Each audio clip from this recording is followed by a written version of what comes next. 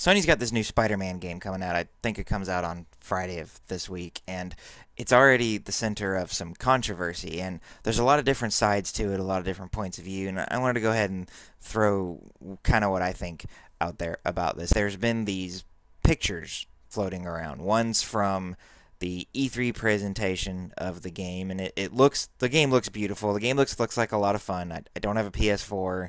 This may be one thing that I actually miss about not having a PS4. A lot of times a game comes out, I'm like, oh, it looks fun, but I probably wouldn't pick it up. This is probably one that I would pick up if I had a PlayStation 4. I don't have one, so I'm not going to get to play it, but the game looks like it's fun. The game looks gorgeous, at least in the E3 presentation, and that's actually what the controversy is about, is supposedly the game that has been sent to reviewers does not look as good as the game they showed us at E3 and in other demos and things like that. Now, I'll put the two pictures up right here. You can see that the one on the right is the E3 demo, and the one on the left was put up by a reviewer of basically the same shot. And yeah, they look different.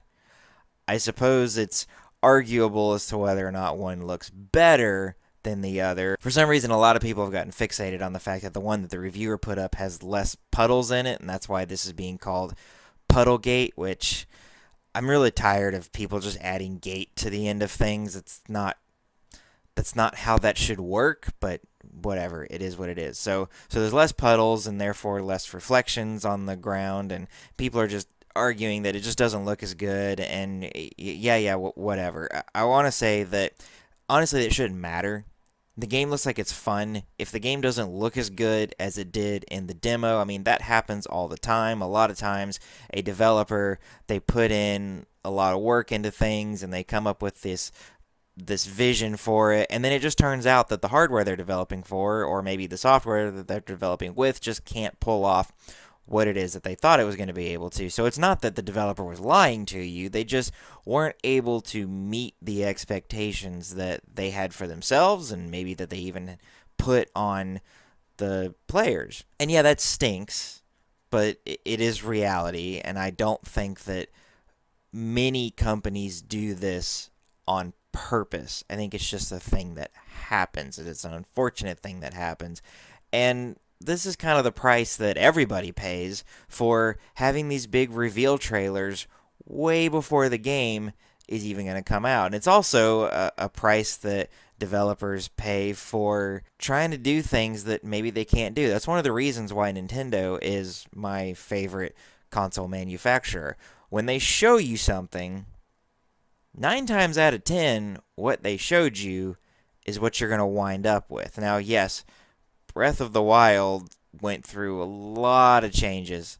I mean, they revealed that game 5 years before it came out, and sure, they thought it was going to come out way earlier than it did, and so I don't really blame them for that. But yeah, over a 5-year development cycle, a lot of things changed about that game. Things are not always what they seem, and it's not always because someone is trying to lie to you. They set out to do something, and for whatever reason, maybe they just weren't able to accomplish it. But in Sony's case, in particular, I think they have kind of fostered an environment where they had this coming. Sony, in particular, is bad about showing off a product that looks nothing like the finished product.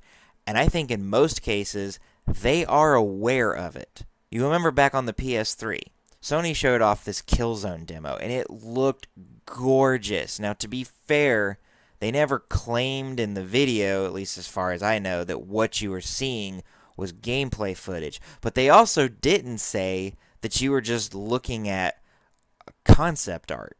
They showed off this thing, and everyone was convinced that this was gameplay, and they never came out and said, hey, by the way, this isn't gameplay, this is just a pre-rendered scene.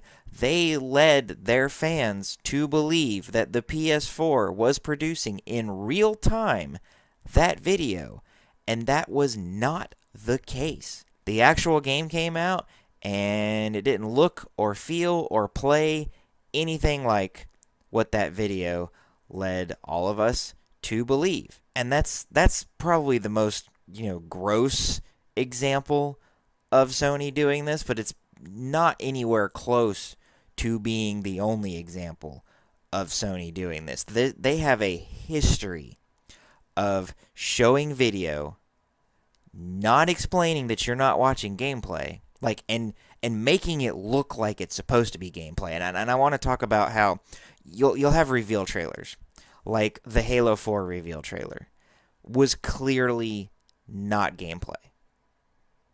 Nothing about that said this is how the game is going to play, and it just it was pre-rendered. And that's something that Microsoft is pretty good about. Now, Halo in particular doesn't really have this problem because even their commercials are live action, and we all know we're not watching gameplay footage here. We're watching a commercial that's supposed to communicate to us the story of the game and kind of bring out this emotional reaction to it. And a lot of those Halo advertising campaigns are just beautiful. I love every single one of those commercials that's ever come out. But we know that's not gameplay footage. Nintendo does the same thing. You're seeing gameplay footage. And actually, something that helps Nintendo out is vast majority of the time, even their cutscenes are rendered in the game engine. It's not very often that you will get a pre-rendered cutscene in a Nintendo game. Now, Smash Brothers is an exception there. For some reason, Mario has been using this a lot with Mario Sunshine's got some pre-rendered scenes. You know that's what you're watching. You're watching a pre-rendered scene. You're not watching in-game footage. And Sony does not do anything at all to communicate that. So whether or not the Spider-Man game actually does have a downgrade when it comes out later this week from the E3 demo is really not the point.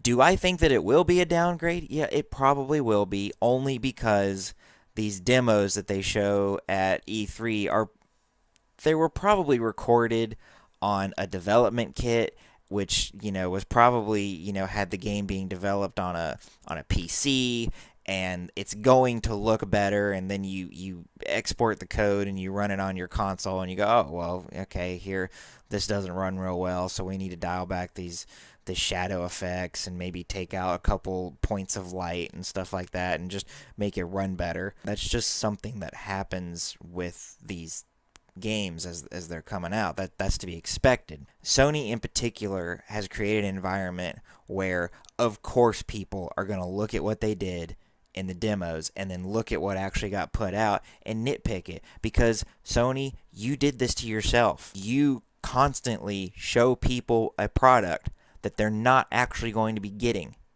I don't really feel bad for you. I feel bad for Insomniac, I suppose, because they didn't do this. This is on you. So I hope when the game comes out that players realize the graphics aren't everything, and that if the game is fun, that it's worth getting, and that's all that will really matter to people. This is the situation that they're in. I want to know from y'all, is this something that bothers you? Do you not like when a game gets demoed and then when the game finally comes out, it's not, and I'm talking about just graphics. I mean, yeah, it's a much bigger thing. Like imagine you were shown a Tetris game and then the game that came out was Forza.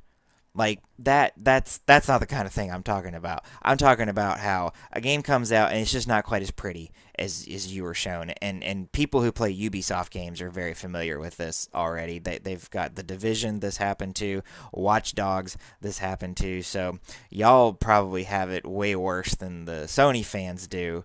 But, Sony's the one that's in the middle of the controversy right now, not Ubisoft, so that's really the only reason I'm talking about them and not Ubisoft. What do you think? Is that big of a deal to you, or is the only thing that you care about that the game is fun? And I want to know what your thoughts are. Personally, I'm more concerned with whether or not the game is fun than what it looks like. I'm more concerned about whether or not the demo accurately represented the product that I'm going to get as far as gameplay goes, and I don't really... I'm not going to say I don't care at all about the graphics, but the graphics are pretty low on the list of things that I find to be important. So I'd love to know what you think. If you liked the video, give it a thumbs up. If you didn't like the video, give it a thumbs down. Please subscribe and click the bell icon and follow me over on Twitter, and I'll see you in the next video. Love you guys.